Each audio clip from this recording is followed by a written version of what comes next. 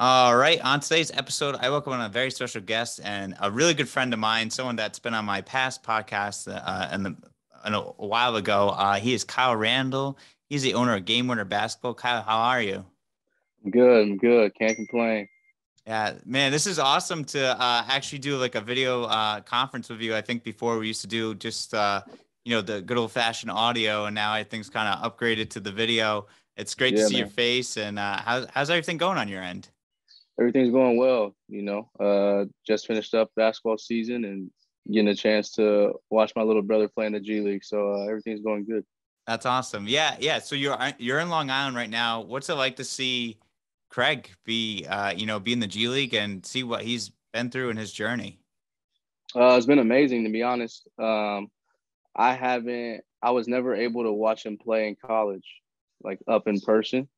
And so to be able to, my first experience seeing him play in person since high school to be in the NBA G League is pretty amazing, especially after, the 2 years of work that we put in the gym leading up to this year and up to the season. So it's just been fun seeing all that hard work pay off for him. Yeah, yeah. It's crazy, man. I remember speaking to him when he was at Tennessee Martin, and I remember we did an episode where it was just the two of you guys, and it was a Yeah. great episode with the two of you. We'll have to do it again sometime because that was a lot of fun. But it's crazy. And then when I spoke to him, and sorry, he was on. I think this is before like he really like exploded on the scene. I mean, what was Yeah. it like before, like to see him just like have he had back to back triple doubles, he had 50-point games, like all this hmm crazy stuff. What was that all like for you to see that? For me being a big brother, it was, just made me very proud, to see everything that he's been dreaming of since he was a kid uh, come to fruition for him. And so I was definitely a proud big brother in this moment. And as a trainer, I'm super excited that the work is paying off for him and that he's trusted everything that we've done in the gym up to this point to prepare him to go out there and be able to produce the way he has been. Yeah, it's awesome. I mean, it's gotta be cool to see you work with your brother and everything, and then everything happen. Like just to see where he is now and all the great stuff that he's accomplishing. Yeah, I mean, for yourself too, you also played in the G League. You were with the Blue Coats, correct? yeah, If correct. What was your time like in the G League? I know I might have asked you this question in the past, but for the new listeners yeah. to inform them. Uh, so I was in the G League. So I started off, I played in the NBA D League back in 2013, 2014. And so then I got a chance to go back in 2017. I played with the Lakeland Magic, and then 2018 season I played with Delaware. And so I got to see the old league and be a part of that, where we had 6 or 7 teams affiliated with us, to moving on to the G League where it had expanded and most of the teams had their own. And there was way more, you know, publicity around the league and social media had took off now. So um, my opportunity in the G League was fun. I got to meet a lot of good people. I got to learn a lot of good things, a lot of things that are helping me do what I'm doing right now as a trainer. I didn't have the playing opportunity that Craig has been blessed with. I was more uh, just playing a lot in practice. I got some time in games, but just could never really crack that rotation for me. And so my experience in the G League was just a little bit different from that standpoint. But just being able to be around the game and help Craig prepare just with off court stuff and the terminology that he was going to be walking into, I feel like my experiences definitely helped him a lot. Yeah, no, it's awesome. I mean, it's great that you've had that experience and being able to pass it on to your to your brother's also got to be a really cool experience. I mean, you guys are Yeah, a basketball family. I mean, your yeah. other brother doesn't he coaches out in China, right? He's back now. He's back now. He's working on the mental health side. So he's doing a lot of just like chalk talk sessions. He's working with a volleyball team out right now in Chicago. But yeah, we're definitely a basketball family. We have that experience all from growing up. So I'm glad to see us. Craig is still holding that family name strong in the game. That's awesome. That's so great. That's gotta be a lot of cool. And I mean, and two, when you're in the G League and the D League, I mean, what's some of the things of like the business side that people don't realize or recognize that you pass along to, like you're able to pass along to Craig and stuff? I mean, I think that a lot of people when they look at the G League, they think it's just you go out there, you're getting paid to play basketball. You're one step below the NBA, and that's pretty much all they see. But you don't really make a lot of money in the G League. It's really more of an exposure league. Now they've raised the salaries a ton since the D League days, which has been great to see. And I think that's a testament to just building and growing the league in itself. But it's definitely, you got the politics like you would in the NBA. This agent knows this person or that agent knows that person, so they can get somebody in on the team or get somebody in a training camp. You got to deal with NBA guys being sent down. And so you may be getting minutes one game and then they send 2 assignment guys down and you may not play the next 3. So, I mean, you just got to kind of be prepared for everything in the G League. And it's also hard to just find that true chemistry because guys are always in and out. New guys are coming down. And so it's definitely a roller coaster in the G League and something that you have to be mentally strong enough and prepared to get through for sure. Yeah, definitely. And it's awesome that you have all this experience and now it's getting passed along to your brother and then some high school kids that you're working with and your program, the Game Winner basketball program, which I feel like an idiot. I have a hoodie of yours that I bought and I forgot to wear it in this episode. But I want to know, how did you come up with Game Winner basketball? How is that going? I mean, I came up with Game Winner back when I was still playing. Like the idea originally came up from my mom back when I was younger. It was called Got Game. It was a life skills program back in the day. And so when I got old enough and really wanted to figure out what I wanted to do after basketball, I started working on it back in 2014 and wanted to change the name a little bit because I wanted it to be more, training wise and life skills stuff. And so I changed it to Game Winner. But the idea has been in my head and been in notebooks of mine for a long time. And so to finally see it get off the ground in the last couple of years and, running my AAU program for the first time last summer, being able to run camps and clinics in the town that I live in, to see it really start to take off it's been amazing. All the time that I spent, late nights that I spent trying to just make sure that everything was perfect and right. So it's been great. It's been a fun ride. That's awesome. That's really cool that you've grown it. I know last time we spoke, it was still growing, and now I mean it's awesome to see where it's been. I see posts all the time, see the players they work with, the runs that you have, the open camps and everything like that. I mean, what's it like too to run an AAU program as well too? How is that? It was fun, man. It was my first time really experiencing that piece. Like I've been a player in AAU, but I never really knew what the other side of it was like, being a coach and being a program director. And so just being able to get involved in that, and it was something that it was more than what I thought, because as a young guy playing in AAU, you just think all the coaches just show up, and we play.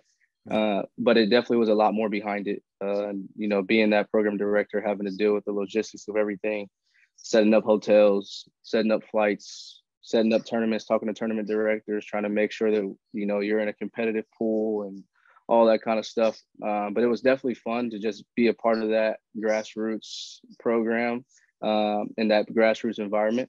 And I think that, for our first year, we did a lot of good things. The 2 seniors that we had both went on to play college basketball. We got to play against some really good teams, circuit teams too. So it was definitely a fun first year experience. That's awesome. That's so great. And it's cool too because now you're also coaching high school basketball, but you're coaching girls basketball too. And I guess this question goes for both the AU and the high school side. I mean, what's it like to go from player development to being a coach? And also to be a player? How's that transition? Yeah, it's they're all similar, but they're all different.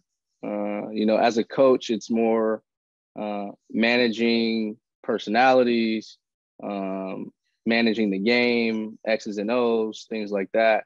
As a trainer, I'm more focused on the individual skill sets. So, like, were you on balance when you shot it? What could we have done driving to the lane? Could we have went to a Euro step instead of just a same foot, same hand layup? So little things like that. I'm super detailed when it comes to the player development piece.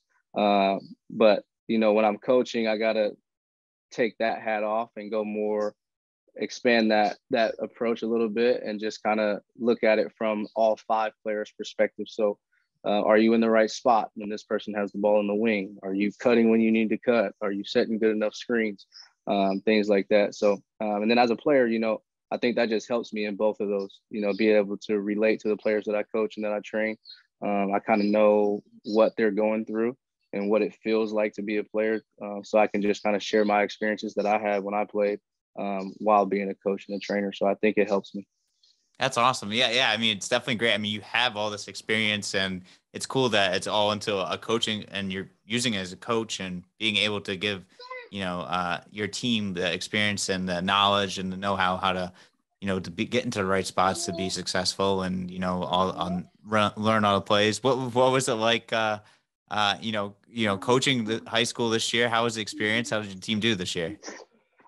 We did pretty good, man. I think we did better than a lot of people gave us credit for at the beginning of the season.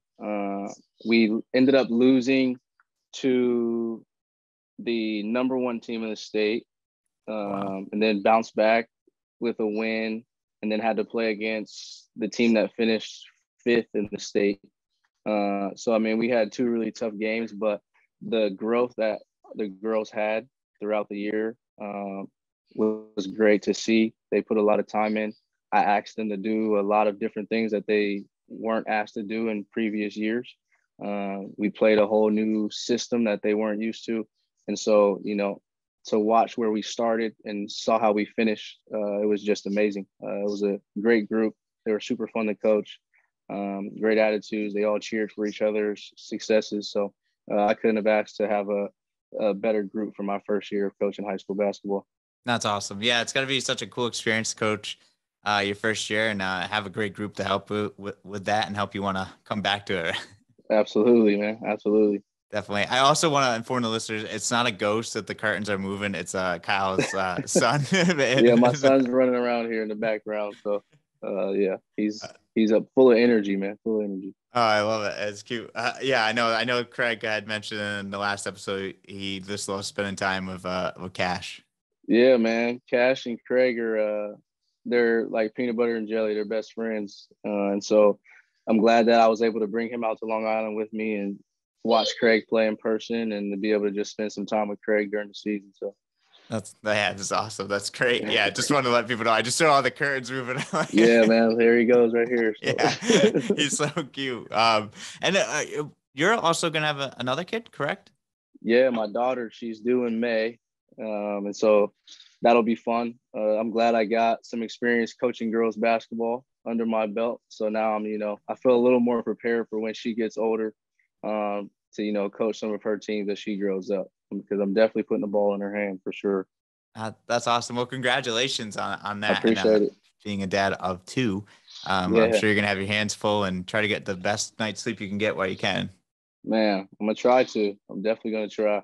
This one keeps me up for sure already. So I'm ready I, for that. I'm ready for the second one too. I can see that. I can see he's keeping you up for sure. Yep. And then what's new for the game winner program? Is there some new anything coming up this summer or in the off season? So I'm actually taking a break from AAU this spring just because my daughter's coming. So I won't have as much time as I had last year.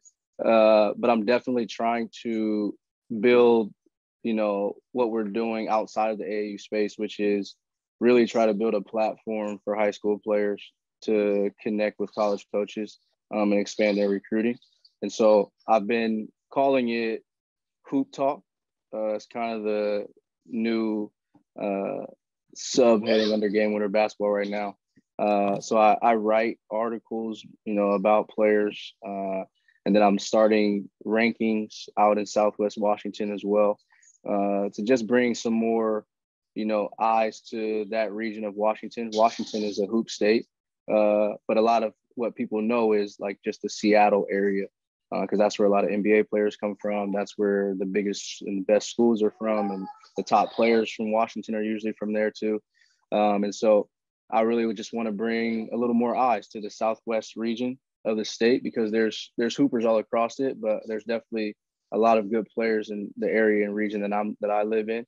And so just trying to build a platform for them to just increase their recruiting and get connected with coaches. That's something that I'm super passionate about.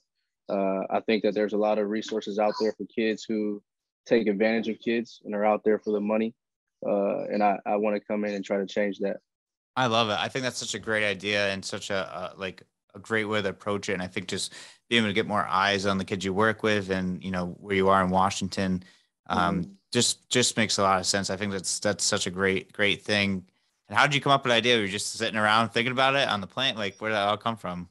Yeah, man. I mean, well, after starting the AU program, uh, and seeing, you know, these local kids, I had a team full of small town kids. Like, we didn't have any big city kids on my team.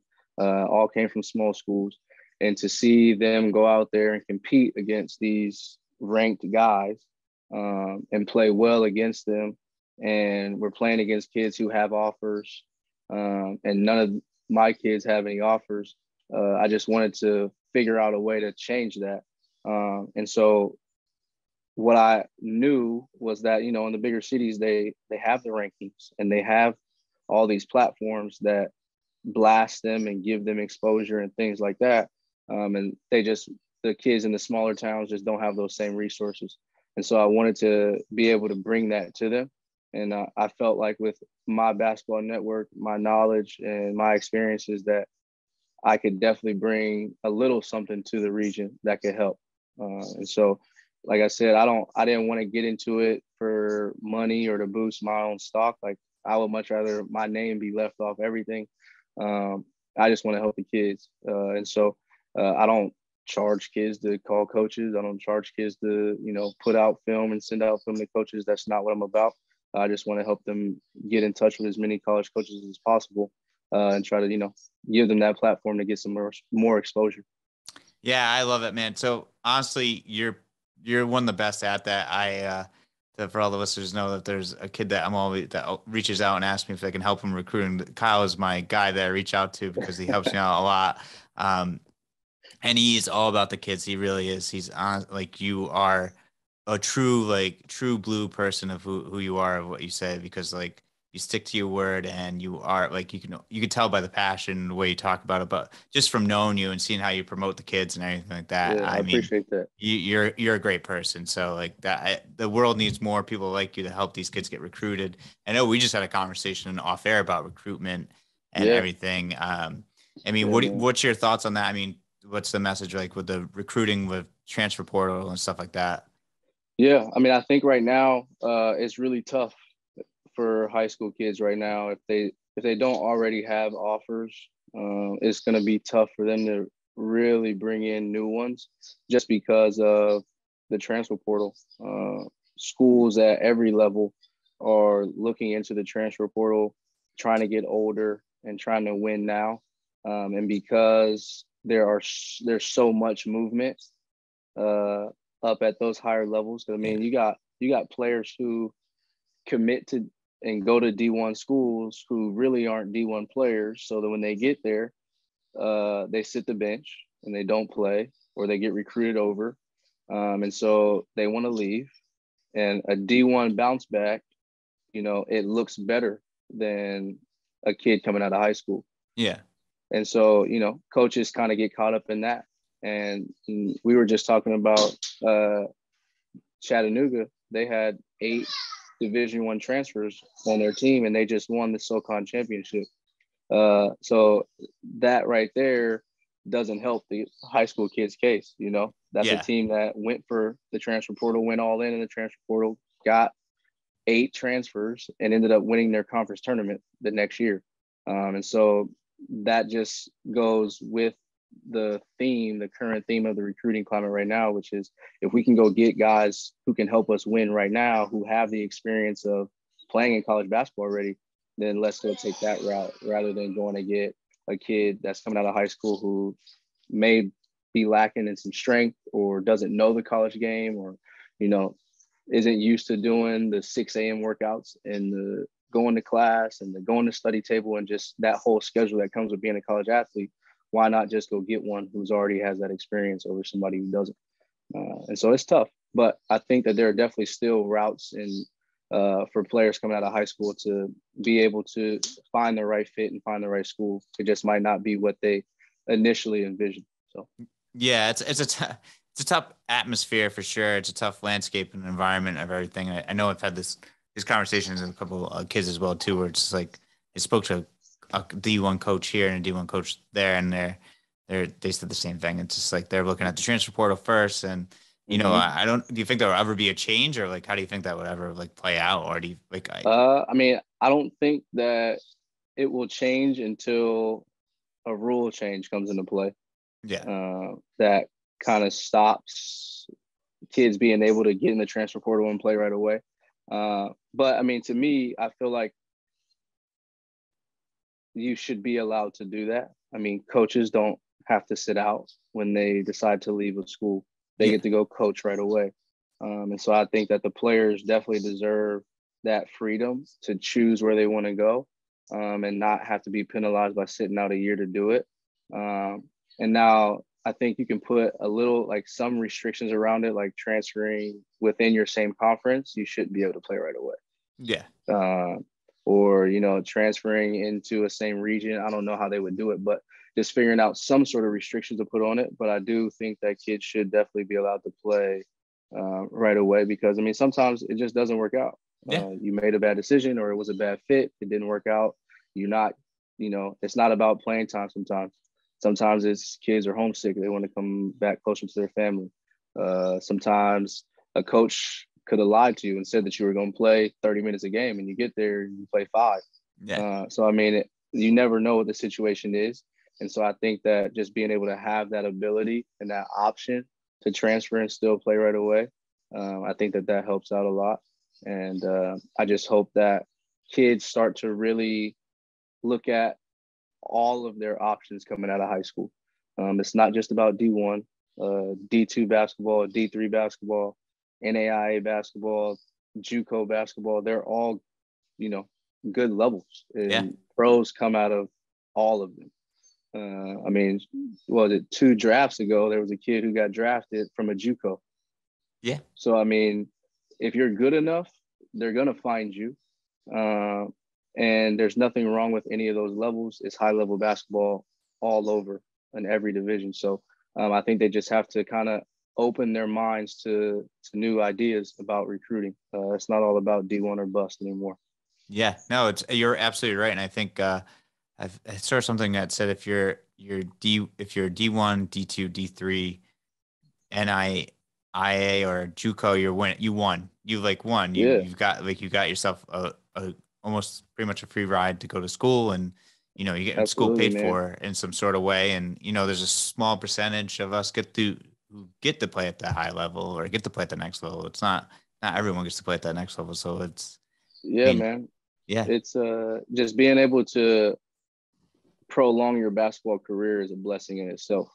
Uh, I mean, I think the percentage is what 3% of high school basketball players go on to play at the next level. yeah, And so when you look at it like that, I mean, to just consider yourself in the top 3% of players, that's pretty good, you know. And so regardless of what level you go to, it's a blessing to go play basketball beyond high school, because there's a lot of players who don't get that opportunity, and will never get that experience. So definitely should take advantage of it if you have it. Don't look over smaller schools. If it's the right fit, it's the right fit. You can go have a great career. I know D1 guys who didn't go play pro after D1 basketball. I know D3 guys who ended up being All American at the D3 level and are making a ton of money being a professional athlete after. yeah. So it's really just about what you do with your opportunity wherever it is. Yeah, absolutely. Yeah, I know a guy that around here played D3, and he played professional ball and made his money, and he's doing other entrepreneur stuff with that and doing Yeah, great man. things with it and helping the kids out. But yeah, I mean, it's crazy, and I mean, you made a good point. And I think it's awesome that there's someone out there like you that's it can be an advisor to these kids and tell them, hey, it's okay to go this route or keep your options Yeah, man. open. And it's, I mean, it's a tricky, basketball is a tricky world now, because of all the new things that are coming into play. I mean, you talk about the new NIL stuff that's out now. Yeah. That's a whole new thing to navigate for kids. Like when I was coming out of high school, we didn't have to worry about that. Yeah. We didn't have to even think about that. And talking about building our brand and making sure you're a marketable athlete as a high school player, like that was never on our minds. We just hooped. And so Yeah. now that they're adding that new element to these high school players, I think it's super important that they do have somebody who they can trust and who has their best interest at heart, who will be honest with them and tell them the truth, and just help guide them and navigate this process, because it's definitely something that, you know, a lot of people just don't have experience in. And that's one thing that, you know, working in the grassroots space now, that I've noticed is that a lot of parents just don't have the knowledge of what to do or how to do it. And I think that ends up hurting a lot of kids who are good enough to go play. They just don't know what to do, or don't know where to go, or don't know how to get in contact with this coach, or they don't know if they are allowed to get in contact with coaches and things like that. So just being able to explain all the rules around recruiting, explain what it's like, explain, you know, what types of questions you can ask college coaches, and, you know, talk through what the NIL stuff is and all that kind of stuff. I mean, it's really important to have people in your corner that you can trust. Yeah. And so I just try to be that. I mean, it's awesome that you're able to like help them navigate that, because like the I forgot about the NIL deal. It's like, Yeah, it's man, it's a crazy. game You have changer, to. honestly. What's that? I said it's a game changer, to be honest, Yeah. because it's allowing. I mean, if you're good enough, if you're a good player, think about this. If you're a good player in high school basketball right now, and you have, let's say, 20,000 followers on Instagram or on TikTok, you can use that to bring in money right now to your Crazy. family. That's crazy. And so that's never been an option for kids. It was always a violation. Yeah. Like kids are getting money to go to this school, or kids are getting money to go to that school. And kids are deciding to go to a school that they don't necessarily want to go to, but they're choosing it because they're getting some money to help their family. Yeah. But now, I mean, if you have that following and you have that influence and that platform, brands could use your platform as a high school kid now, and you can bring in money to your family. And so now you can really just choose the right fit based on where you want to go, because financially you're taken care of by just you yourself, your own brand that you are. And so I think it's a pretty cool thing if you take advantage of it the correct way. And so I think you'll see a lot more kids taking advantage of it as years go on. Yeah, yeah, definitely. It is an interesting thing. I mean, it's crazy also too to see the amounts of money that you see that some of these college athletes are making, and you're like, Man, whoa, it's right. wild. Yeah, it's wild, man. It's crazy. I wish it was around when I was in school and coming out, because I definitely would have tried to take advantage of it as best I could, for sure. Yeah. Oh yeah, I know. Definitely. I completely understand that. I know I feel like it's been like a long time coming too, because Yeah, it's, it was needed. It was definitely needed. I felt like the old model of, you know, the NCAA and how these players, they don't see any of this money, but yet the company that we're working for, playing for, is $1 billion company. yeah. And none of the players can make money off themselves, because that would be a violation. None of the players can host their own camps, sell their own gear, their merchandise, make appearances and get paid for it. Like, you couldn't do any of that because it was a violation. But you would have D1 players that are at big time programs who don't have enough money to go eat. You know what I'm saying? Like that, it just didn't make sense. Like, you got players, athletes who are hungry and bringing in billions of dollars to this thing, and they're not seeing any of it. Yeah. So now being able to just, you know, use your name, use your likeness to be able to do it and bring some money in is great. What's up, man?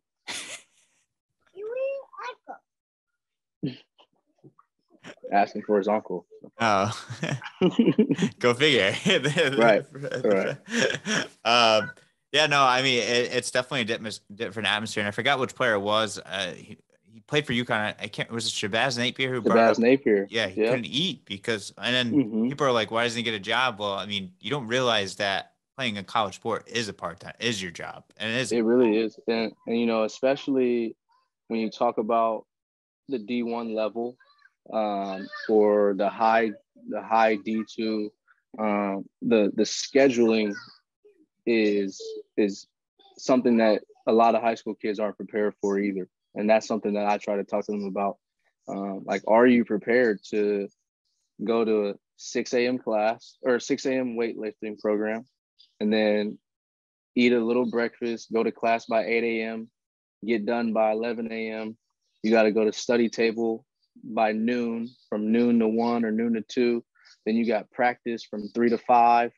And then you got to squeeze in some time to socialize. And then you got to squeeze in some time to study for your classes that you're in.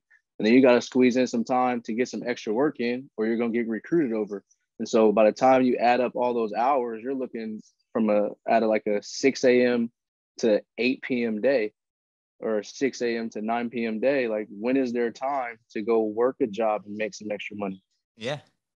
Yeah. It's not a lot. That's a Like, you got a 15-hour full, day. yeah, you got a full-time day as a 18, 19-year-old kid. Yeah. And so that's something that, you know, I've talked to kids about all the time is, how bad do you really want to be a college basketball player? Because if you're not prepared mentally to handle a schedule like that, then maybe this isn't for you, Yeah. because the schedule will really make you question how much you love to play basketball, Yeah. because it becomes way more than just playing basketball at that point, you know? And so I think that's something that kids have to really understand going into it. And, you know, each level is different. I think, you know, at the D3 level, they're more focused. It's more balanced. They put a lot more focus on academics and athletics. But at that D2, D1 level, like, I know they call it student athlete, but you're an athlete first. Yeah. And so you got to make sure that you're doing what you got to do as an athlete, and then you'll get, you know, to your schooling and stuff like that. But it's just a full-time job, full schedule, full day. It's crazy. It is wild. Yeah. I always explain that to someone.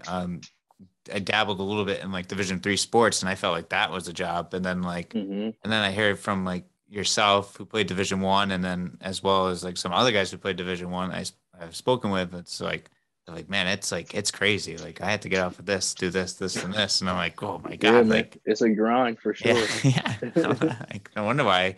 I was like, man, I'd have all types of gray at like 18 or 19 if I played, but Man, it's I got a few popping up. So. I wear a hat for a reason. It's all gray. There we go. Thank God it's still all there, but it's just all gray. Yeah, at least But it's all there. That's what I'm thankful for, man. yeah, exactly, exactly. Kyle, this has been an awesome conversation, and I think this has been an amazing episode too, in a sense of like, this is a great lesson for the kids that who listen and tune in, who really want to take their game up to another level. And I think having you on the show just to have that talk to you about what it takes to be the athlete, and understanding of what's going on and on what the landscape is like in the college basketball world and how everything's going, is this has been an absolutely, I think, like one of the better episodes that's been put out there, because it's just such a cool Yeah, perspective to get your perspective and have you talk about this stuff. for sure, man. I mean, I'm glad that you gave me this platform to come on and talk about it. I definitely think that there needs to be more conversations about it. Like we said, like I was saying before, a lot of times kids miss out on opportunities because they just aren't knowledgeable about them. Yeah. And so I want to try to just make sure that at least they know the information. And so now you can make a better informed decision with what you want to do. And so any players that are listening to this, feel free to reach out to me, man. My line's always open. I'm willing to help anybody. That's all I want to do. That's something that I'm super passionate about. So no matter what part of the country you're in, like, I'm stationed out in Washington State right now on the West Coast, but you know, I'll help anybody. Yeah, yeah. I mean, he's like I said, Kyle is one of the guys I definitely reach out to every time a kid asks me to help for recruiting or looking to play at the next level. Kyle's one of my go-to guys that I reach out to, because you've really been a big help and really informative, and you haven't you. I mean, you played at that level, so you have an eye for it too. You can see as well too. And Absolutely. it's great. And you have the knowledge and the know-how is absolutely crazy how much you know and everything like that. So it's Appreciate it. definitely helpful. So like I said, the world needs more people like you, and I'm very thankful that over the years we've been able to keep in touch and have our conversations. And just I'm so glad that I've been able to get you back on the show. Yeah, man. I'm glad that I got to come back on. I love coming on the show. It's always a good time. I look forward to doing another episode where me and Craig are both on here. That'll be Yeah, fun. yeah, that one That'll be was. fun. That was probably one of my favorite ones when I had both of you on and the back and forth of you two going, and I was just like losing it because it was Yeah, man. just I mean, like, those conversations will probably be a little different now. Because back then I could still win. I could still win in one on one. I don't know if I can win now. Uh, so yeah, I gotta stick to training now. So those conversations would definitely be different, but it'll still but be a good time. you can get them in 2K. Oh yeah. 2K, Yeah, I'm still nice at that. Yeah. yeah, Yeah. exactly. Well, Kyle, thank you so much for being on the show again, and we'll definitely be in touch. If you and Craig are out in Seattle or Washington, wherever, I know you're out in Washington, I might have to fly out there, and might have to do like a live episode with all three of Yeah. us. Yeah, That'd be a man. lot That'll of be fun. dope. That'll be awesome. Yeah, I would love to do that. yeah. What's up, man? You want to say hi to the people? This is the